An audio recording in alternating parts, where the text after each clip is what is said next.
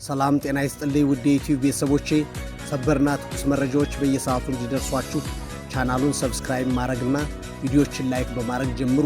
ሰላም ውድ ተመልካቾች ወደ ቻናላችን እንኳን በደህና መጡ።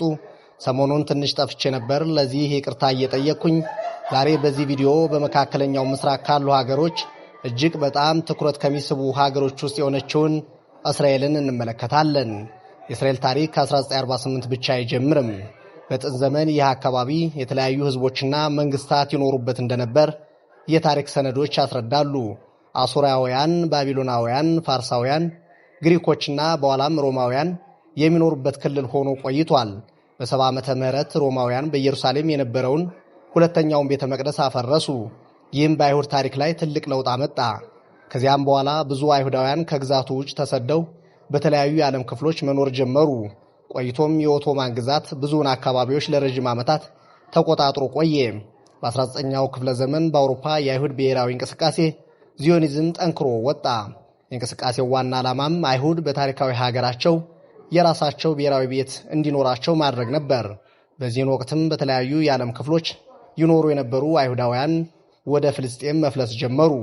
የፍልስጤምና የአይሁድ ግጭት ከዚያን ጊዜ እንደሚጀምር የታሪክ መዛግብት ይናገራሉ።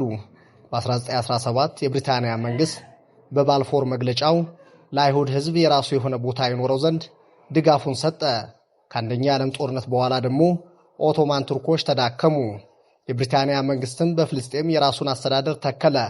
ከ1920 እስከ 1930ዎቹ ወደ አካባቢው የሚደረገው የአይሁድ ስደት ጨመረ።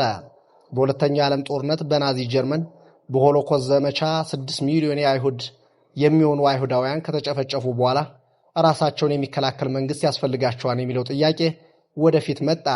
እንደ አውሮፓውያን ዘመን አቆጣጠር ግንቦት 14 1948 እስራኤል በይፋ ተመሰረተች።